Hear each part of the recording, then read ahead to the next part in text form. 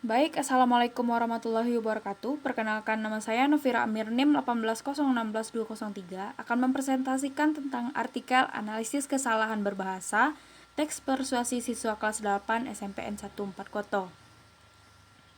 Nah, outline pada artikel ini yaitu pertama pendahuluan, yang kedua landasan teori, yang ketiga metode penelitian, yang keempat pembahasan dan hasil, dan yang kelima adalah simpulan. Yang pertama, pendahuluan. Latar belakang diambil analisis kesalahan berbahasa pada artikel ini yaitu karena keterampilan menulis teks persuasi siswa sangatlah rendah. Hal ini dibuktikan dengan sesuai dengan hasil wawancara bersama guru SMPN 14 Koto yaitu Ibu Fadila, di mana mengatakan bahwa rata-rata nilai teks persuasi siswa itu di bawah KKM atau di bawah nilai 75. Sedangkan berdasarkan kurikulum 2013, siswa dituntut dapat menghasilkan teks persuasi yang baik dan benar. Nah, kenyataannya di lapangan masih banyak yang salah dalam penggunaan kaidah kebahasaan. Untuk itu, perlu dilakukan analisis kesalahan berbahasa agar mengetahui kesalahan kaidah kebahasaan siswa sehingga dapat ditanggulangi ke depannya. Landasan teori. Nah, analisis kesalahan berbahasa merupakan penyimpangan yang bersifat sistematis, konsisten, dan menggambarkan kemampuan peserta didik pada tahap tertentu yang biasanya belum sempurna. Hal tersebut diungkapkan oleh Markamah dan Sabardila pada tahun 2014. Ada 3 faktor kesalahan berbahasa, yaitu pertama karena pengaruh dari bahasa ibunya. Nah, yang kedua itu banyaknya perbedaan antara bahasa ibu dan bahasa yang dipelajari, dan yang ketiga itu penggunaan metode pembelajaran bahasa yang kurang tepat. Lalu kita lanjut pada metode penelitian. Pada penelitian ini maka kita akan melakukan penelitian kualitatif dengan data yang dihasilkan adalah data deskriptif pada siswa kelas 8 SMPN 14 Koto.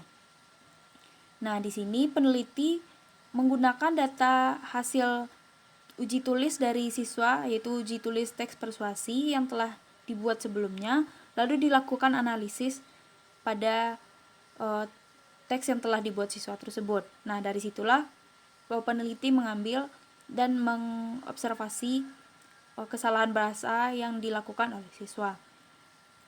Selanjutnya, pembahasan dan hasil. Ada 3 pembahasan dan hasil yang dikemukakan pada artikel ini. Yang pertama itu kesalahan huruf kapital, yang kedua adalah kesalahan penggunaan kata depan, yang ketiga adalah kesalahan penggunaan tanda baca. Nah, yang pertama kesalahan huruf kapital. Pada data pertama ditemukan yaitu pada kalimat jadi pendidikan memiliki peranan yang penting dalam kemajuan sebuah negara. Nah, di sini siswa menulis pendidikan menggunakan huruf kapital sehingga penggunaan huruf kapitalnya salah. Nah, harusnya perbaikan yang dilakukan yaitu jadi pendidikan memiliki peranan yang penting dalam kemajuan sebuah negara menggunakan huruf P dengan huruf kecil.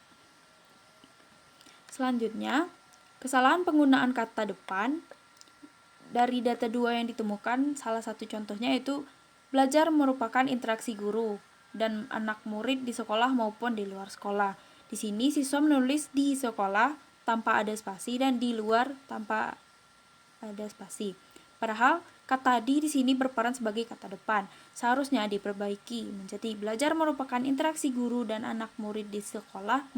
Di sekolahnya dilakukan pemisahan maupun di luar sekolah. Selanjutnya, data ketiga itu pada penggunaan kesalahan tanda baca. Pada data ketiga, siswa tersebut menulis kadang sampah hanya berupa benda padat, tapi ada juga yang berupa benda cair atau zat kimia yang digunakan di sini tanda baca garis miring.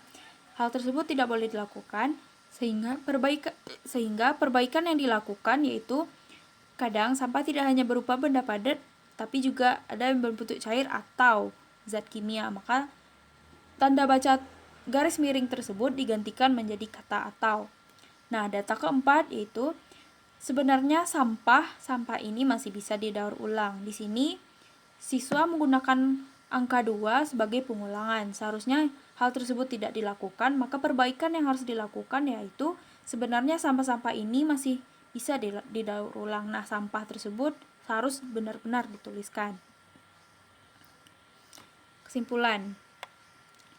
Berdasarkan hasil penelitian, maka disimpulkan bahwa kesalahan pemakaian huruf kapital pada karangan teks persuasi siswa kelas 8 SMPN 1 4 Koto ditemukan sebanyak 138 atau sebesar 64,78% kasus kesalahan. Kesalahan pemakaian huruf kapital disebabkan karena siswa kurang memahami dalam pemakaian huruf kapital. Siswa kurang memperhatikan dalam menulis, misalnya seperti penulisan paragraf awal, nama orang, atau kalimat di tengah kata. Seharusnya tidak ditulis huruf kapital. Nah, kesalahan lanjut yaitu penulisan kata di depan di, ke, dan dari ditemukan sebanyak 13 atau sebesar 35,13% kasus kesalahan. Kesalahan penulis kata depan disebabkan karena siswa kurang paham, tidak tahu, atau belum mengerti cara penulisan kata depan. Kesalahan pemakaian tanda baca terdiri dari 28 atau sebesar 71,8%.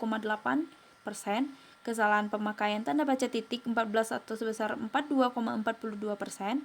Kesalahan pemakaian tanda baca koma yaitu sebesar 50%, dan kesalahan pemakaian tanda baca titik 2 dan 3 atau sebesar 75%. Kesalahan pemakaian tanda hubung. Kesalahan pemakaian tanda baca disebabkan adanya perbedaan persepsi dalam penggunaan tanda baca yang sesuai dengan pedoman umum ejaan bahasa Indonesia. Nah, baiklah, sekian hasil presentasi dari artikel yang telah saya tulis. Jika ada kesalahan mohon dimaafkan. Assalamualaikum warahmatullahi wabarakatuh.